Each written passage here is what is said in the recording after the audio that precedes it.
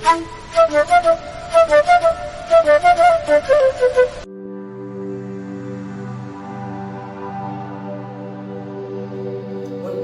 हो गया समझ लीजिए 95 का पेपर।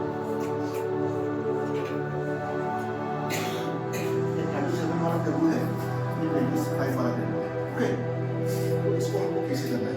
अभी आप लोगों को समझाने के लिए मैं लाइन दे रहा हूँ। एक्चुअली वो लाइन का जरूरत नहीं है, लेकिन पहले मैं आपको लाइन दे के आपको समझाऊंगा, बाद में उसको लाइन ना लिख के कैसे ये आंसर निकालना है वो सिखाऊंगा। ठीक है, तो पहले हम यहाँ पे लकीर, तो यहाँ पे ये लकीर खींचेंगे।